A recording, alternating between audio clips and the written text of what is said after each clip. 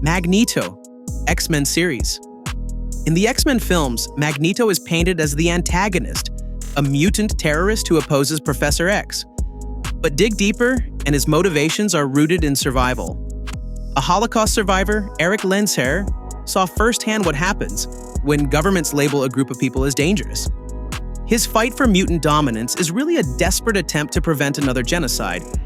The humans he opposes build weapons, pass discriminatory laws, and hunt mutants.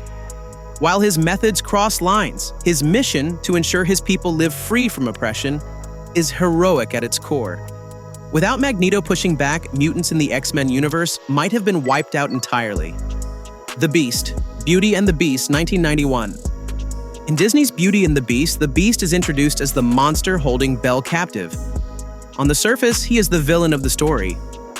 But on a closer look, the real antagonists are the villagers led by Gaston.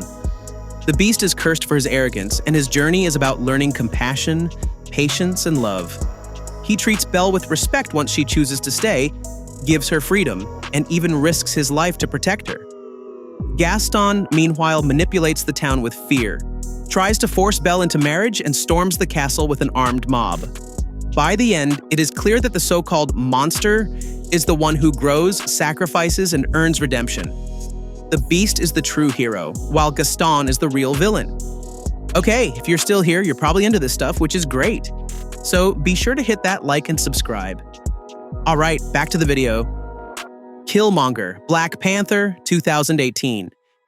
In Black Panther, Eric Killmonger is framed as the usurper, the challenger to T'Challa's throne.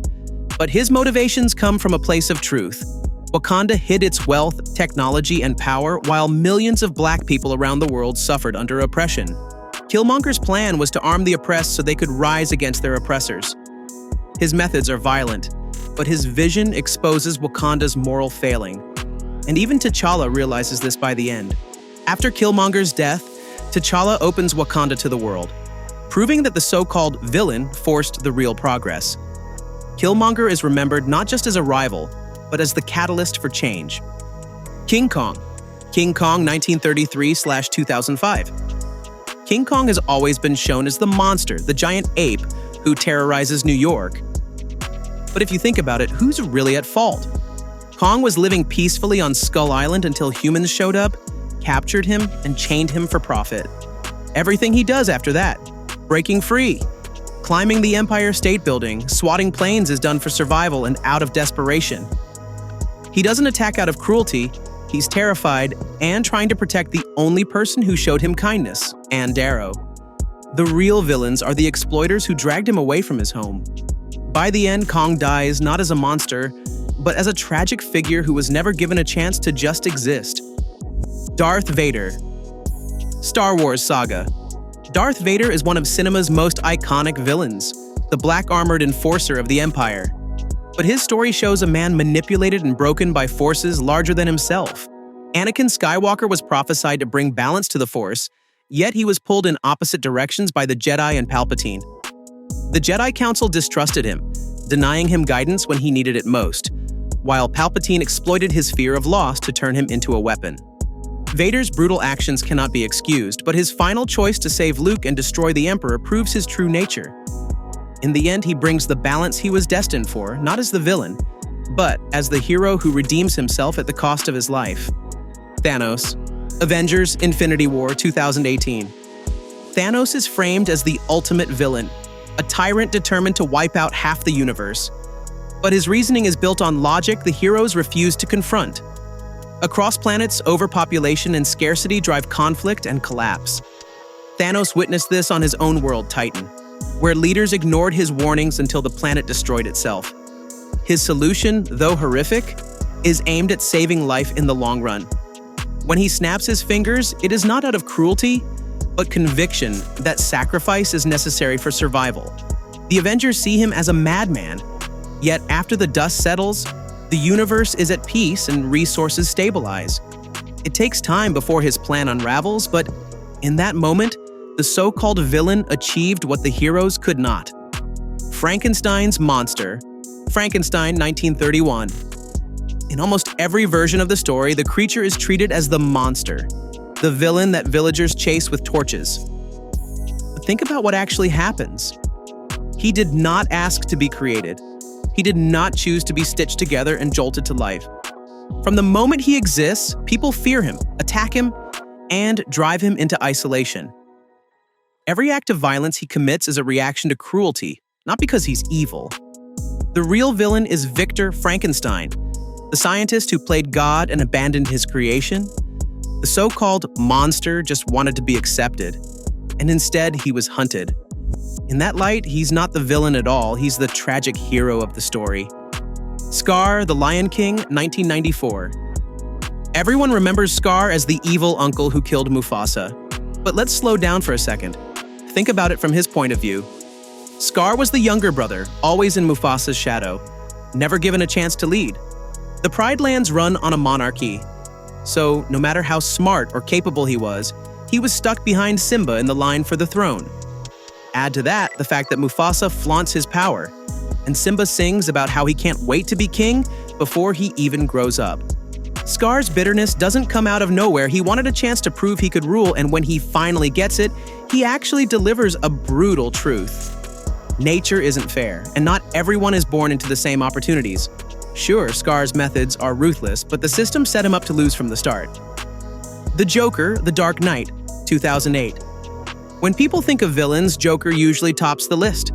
But in The Dark Knight, he's less a random criminal, and more the one exposing how corrupt Gotham really is.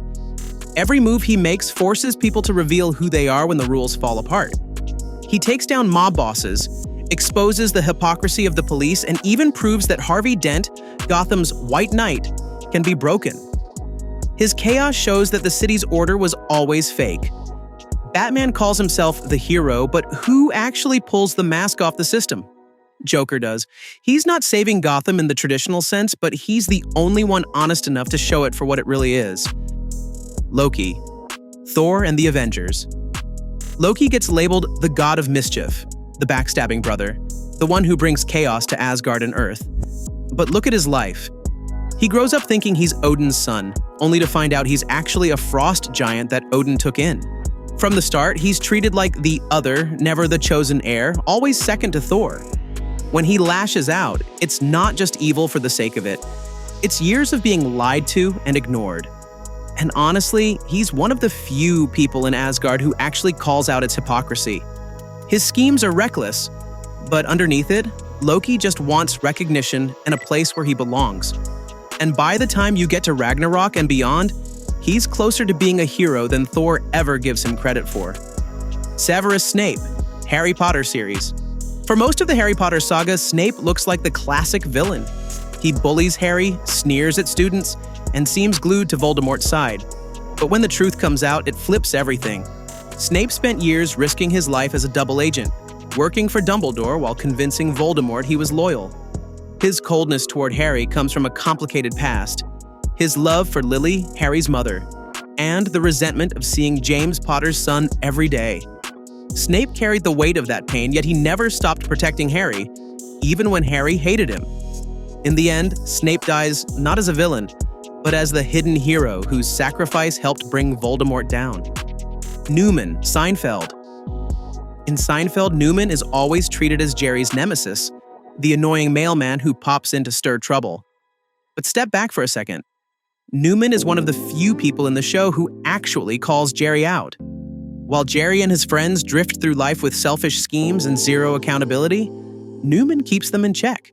He's loyal to Kramer, he genuinely loves his job at the post office, and he's usually the one pointing out how ridiculous everyone else is. Sure, he schemes, but in a world where the heroes are often cruel, shallow, and self-absorbed, Newman ends up looking like the only one with real passion and consistency. The Wicked Witch of the West, The Wizard of Oz, 1939. For generations, the Wicked Witch has been the face of childhood nightmares. Green skin, flying monkeys, and that cackle. But think about her story. Dorothy literally drops a house on the Wicked Witch's sister, then takes the now dead sister's shoes. When the Wicked Witch demands her sister's shoes back, suddenly she's the villain. From her perspective, she's just trying to reclaim family property that was stolen. The wizard himself is a fraud. The so-called good witch, Glinda, manipulates events. And Dorothy kills again before heading home. maybe the Wicked Witch wasn't evil at all, just a woman in mourning who fought to get back what was hers. Lex Luthor, Superman series. Lex Luthor is always painted as Superman's archenemy, the billionaire genius obsessed with taking him down. But stop and think about why.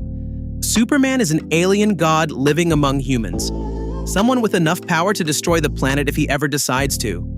Governments, armies, and laws mean nothing in the face of someone like that. Luthor sees the danger before anyone else. His mission is about survival.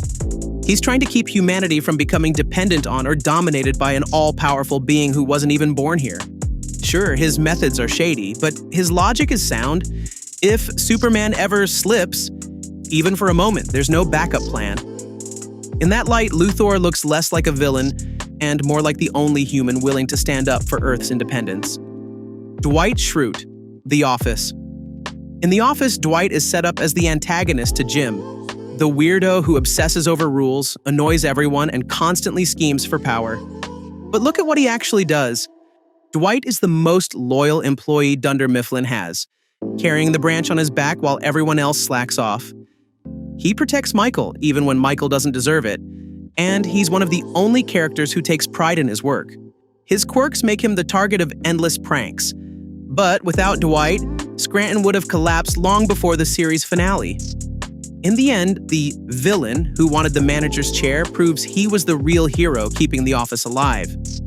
Nurse Ratched, One Flew Over the Cuckoo's Nest, 1975. Nurse Ratched is usually remembered as one of the coldest villains ever put on screen.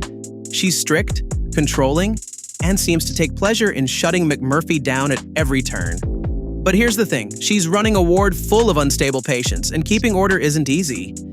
McMurphy rolls in like a storm, mocking the rules, stirring up trouble, and getting the other patients worked up. Not always for their good, but mostly for his own fun. Ratched might come off as harsh, but from her perspective, she's the only one trying to keep things from completely falling apart. She's not just a power-hungry nurse, she's someone clinging to structure in a place where one wrong move could push vulnerable people over the edge. Ozymandias, Watchmen, 2009. Adrian Veidt, better known as Ozymandias, is framed as the traitor in Watchmen. He's the one secretly plotting behind the scenes, the so-called villain who betrays his old allies. But his plan? Unite humanity. By staging a catastrophic attack that kills millions, he forces the world to stop fighting each other and face a new common threat. It's brutal, it's cold, and it costs innocent lives, but the result is peace on a global scale. The heroes want to expose him, but if they do, the world falls right back into nuclear war. Ozymandias doesn't win by fists or gadgets, he wins by actually saving humanity, even though history paints him as the villain. HAL 9000, 2001: A Space Odyssey, 1968. HAL 9000 is remembered as the cold, murderous AI that turns on the astronauts aboard Discovery 1. "I'm sorry, Dave, I'm afraid I can't do that" has become one of the most chilling lines in film. But here's the thing, HAL isn't acting out of malice. He's following conflicting orders. On one hand, he's programmed to assist the crew. On the other, he's secretly tasked with completing the mission at all costs, even if it means hiding information from the astronauts. That contradiction breaks him. When he kills the crew, it's not because he's evil, it's because his programming traps him in an impossible choice. HAL becomes less a villain and more a tragic figure. An intelligence built by humans, doomed by human error, and crushed under the weight of orders that never made sense. Captain Hook, Peter Pan, 1953, adaptations. Captain Hook is always painted as the mustache-twirling pirate chasing Peter Pan. But step back for a second. Peter is the one who cuts off Hook's hand and feeds it to a crocodile, then spends the rest of the story taunting him. Hook isn't trying to take over the world, he just wants revenge on the boy who mutilated him. And if you think about it, Peter Pan himself isn't exactly innocent. He kidnaps kids from their homes, brings them to Neverland, and keeps them from growing up. Hook might be ruthless, but in his eyes, he's fighting to stop a reckless child with dangerous powers from causing more chaos. In that light, the so-called villain starts looking like the only adult in Neverland willing to stand up to Peter. Gollum, the Lord of the Rings trilogy. Most people remember Gollum as the creepy little villain who hisses about "my precious" and ruins every plan Frodo and Sam try to make. But here's the crazy part. Without him, the heroes actually lose. That accident is the only reason Sauron is destroyed. So yeah, Gollum lies, betrays, and leads them into danger. But in the end, he's the reason Middle-earth survives. The so-called villain turns out to be the one who saves the day. At the very end, Frodo can't do it. He doesn't throw the ring into the fire, he keeps it for himself. It's Gollum, obsessed and desperate, who bites the ring off Frodo's finger and tumbles into Mount Doom. Roy Batty, Blade Runner, 1982. In Blade Runner, Roy Batty is introduced as the main villain, the leader of the rogue replicants that Deckard is sent to retire. But when you really watch his story, Roy isn't the monster, he's the victim. He and the others were built to serve, given strength and intelligence, but only a 4-year lifespan. All he wants is more life. By the end, instead of killing Deckard, he saves him, delivering that haunting tears in rain speech. It's not Deckard who shows humanity in that moment. It's Roy.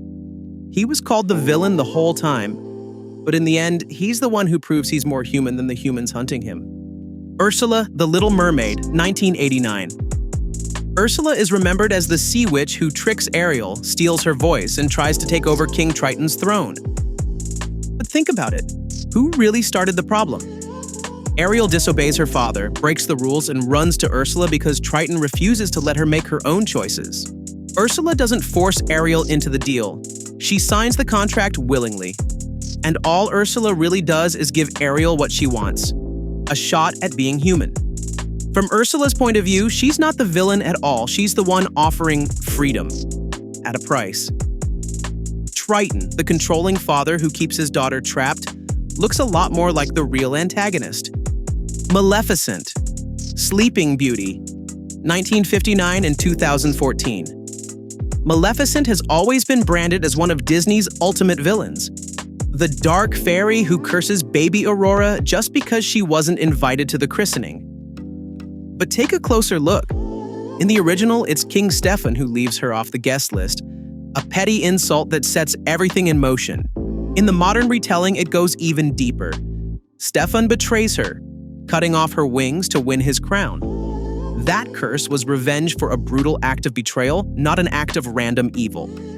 And in both versions, it's Maleficent who ends up shaping Aurora's life. By the end of the 2014 film, she's not the monster at all. She's the one who truly loves Aurora and protects her when no one else can. The so-called villain turns out to be the story's real guardian. Count Dracula. Dracula, 1897 book and film adaptations. Dracula is usually painted as the ultimate monster, the guy creeping through castles, sucking blood, and terrifying villages. But if you flip the story around, he doesn't look so evil. Dracula's a foreigner whose land and power were stripped away. And his so-called curse is really just him trying to survive in a world that hates him for being different. The heroes don't leave him alone either. They track him down, break into his home, and kill him in his own castle. From his point of view, he wasn't spreading evil. He was defending himself against people who feared what they didn't understand. Suddenly, the monster looks a lot more like a tragic hero. The Big Bad Wolf. Various adaptations. The Big Bad Wolf has been the villain of bedtime stories for centuries. He blows down houses, he eats grandmothers, and he's the one kids are told to fear. But here's the thing, he's just a predator acting on instinct. Pigs build houses in his territory, Little Red Riding Hood wanders through his forest, and suddenly, he's the bad guy for doing what wolves do to survive. In some versions, he doesn't even eat anyone. He just tests their cleverness. The pigs who build strong homes win, and Red, who learns caution, survives. When you look at it that way, the wolf isn't a villain at all, he's nature's teacher. He's the obstacle that forces the heroes to grow up. Without him, there's no lesson, no story, and no triumph. Michael Corleone, The Godfather trilogy. Michael Corleone starts as the war hero who wants nothing to do with his family's crime empire. By the end, he's the cold, ruthless Don who everyone calls the villain. But if you look closer, every step he takes is about protecting his family. When his father is nearly killed, Michael steps in. When rivals threaten to wipe out the Corleones, he strikes first to keep them safe. Even his most brutal choices, like taking out Fredo, are framed as survival moves to preserve the family legacy. The tragedy is that Michael loses his soul in the process, But his motives were never chaos or greed. They were loyalty and protection. That flips the story. The so-called villain is really a son who sacrificed everything to keep his family alive. Agent Smith: The Matrix Trilogy, 1999 to 2003. Agent Smith is framed as the villain from the very start. He's the program hunting down Neo and crushing any human who resists the Matrix. But look at it from his perspective. Smith isn't evil.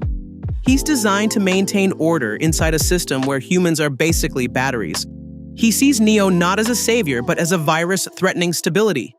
And honestly, he's not wrong. When Neo breaks the rules, entire systems crash and thousands die in collateral damage.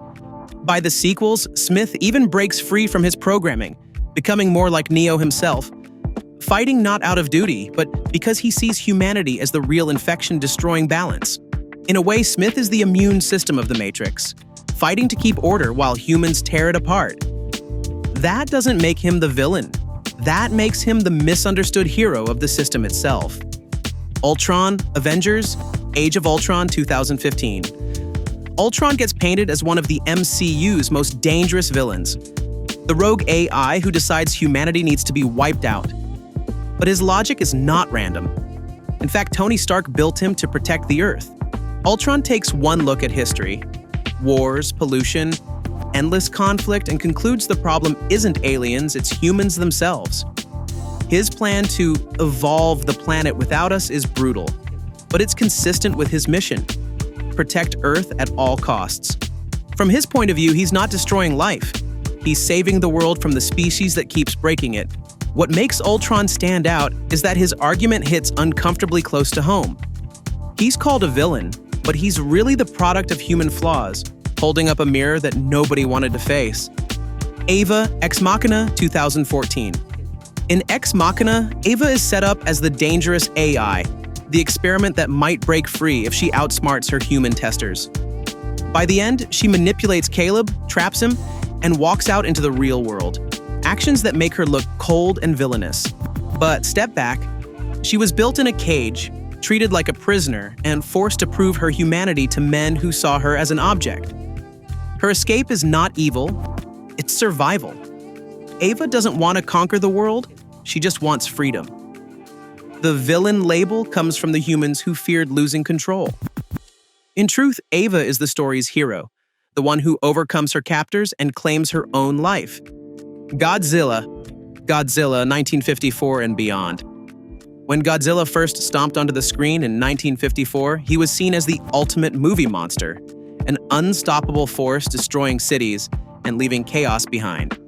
But dig deeper and you see something else. Godzilla wasn't evil, he was born from humanity's mistakes.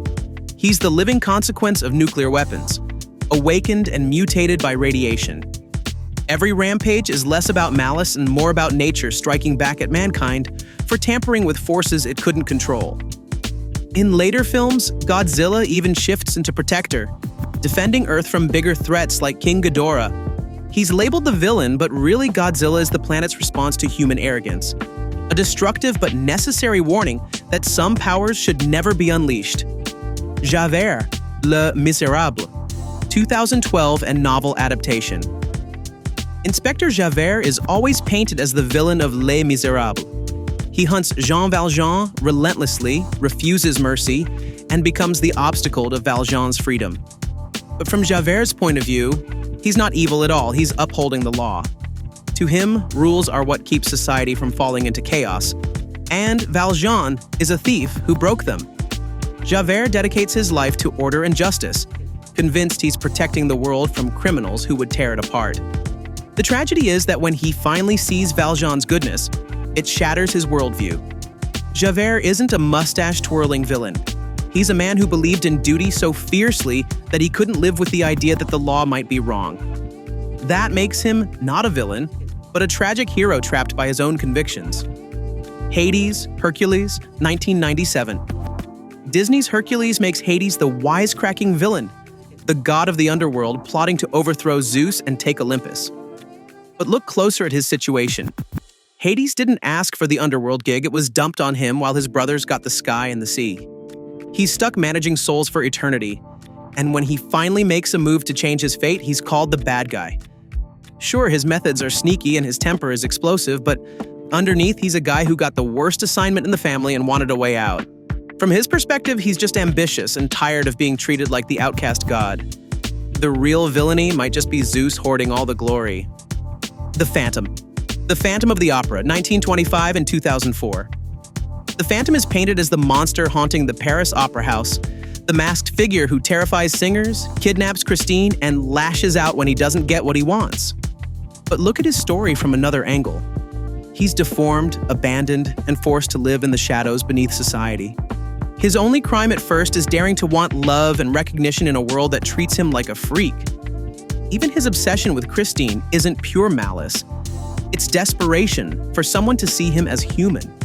When he lets her go at the end, it's proof he was never just a monster, but a tragic figure longing for acceptance. The so-called villain was actually the most human character in the story, broken by cruelty, but still capable of compassion. Bane, The Dark Knight Rises, 2012. In The Dark Knight Rises, Bane is painted as the terrorist tearing Gotham apart. He blows up stadiums, frees criminals, and challenges Batman head-on. But peel back the mask and his mission has layers.